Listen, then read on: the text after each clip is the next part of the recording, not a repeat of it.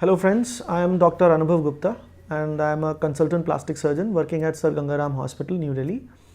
Today I am going to talk about a condition which has increasingly become more frequent in our practice, and that is gender identity disorder.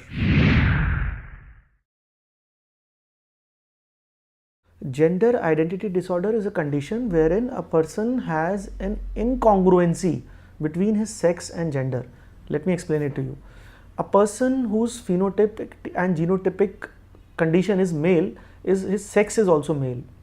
For example, a person who's having external genitalia, penis, beard, etc., that is his phenotype, that is his sex, and that is also a genotype. If we test his studies genes, it will be XY, so that is his sex. But gender is what a person feels about himself.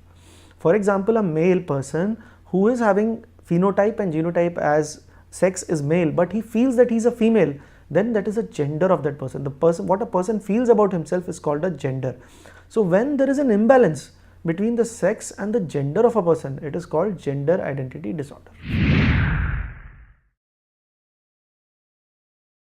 Basically, it is not what is wrong about them, it is why they feel about this. There is something which has been hardwired into their brain that they don't have a feeling of equilibrium with their sex, these people. It is not a disease, it is the way they think. There are certain neurohormonal factors which at the time of development have been said to cause this condition, but there is so far no research is conclusive okay, what is the cause of this condition. Yes, Government of India has now recognized the third gender, that is the transgenders. People who are not in congruence with their gender or transgender have been recognized legal by the Government of India. See, when these patients come to us, basically there are now well described guidelines. When the patient first comes to me, I tell them what the exact condition they are having, and I send the patient to a psychiatrist for an evaluation. We have to be sure these people are having gender identity disorder before proceeding for a surgery. So this psychiatrist starts his treatment, basically takes counseling sessions, and he tries to ascertain whether this person is actually having gender identity disorder. Now the recommendations are that permanent gender surgeries, change of gender surgeries like penectomy and vagina creation and penile creation, these are gender surgeries which are permanent in nature, should not be done before 1 year certification by the psychiatrist has been given.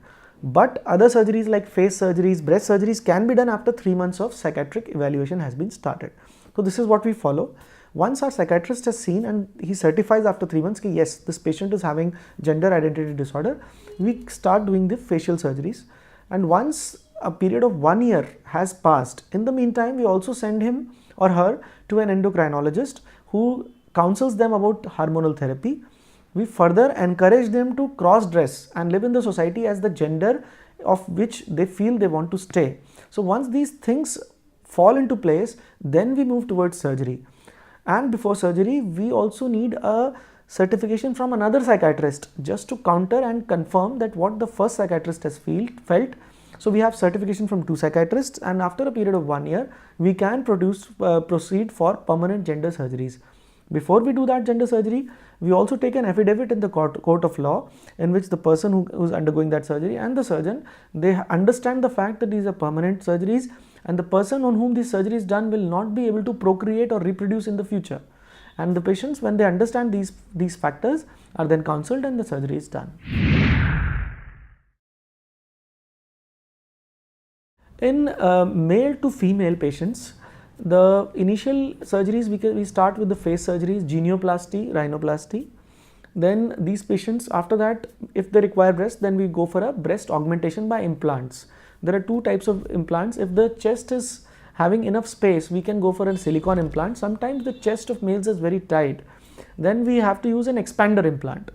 So these are the common surgeries. Then there is a genital surgery, which is the permanent surgery wherein we do a penile disassembly surgery and we use the penile skin to create a new vagina, and we do an orchidectomy at the same time, and so we do a gender surgery.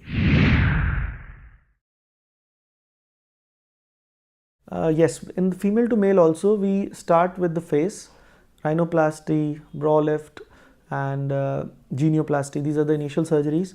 Then mastectomy is done and the male chest is created.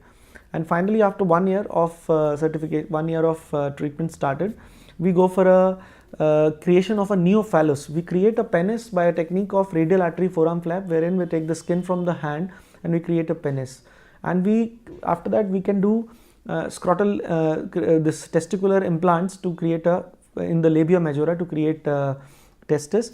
And later on, after this surgery is successful of the penile reconstruction by radial artery forearm flap and the patient is having sensations till the tip of the penis, then we do a final erectile implant which can even cause erection. If you have any further queries regarding this topic, you can contact me on Lybrate.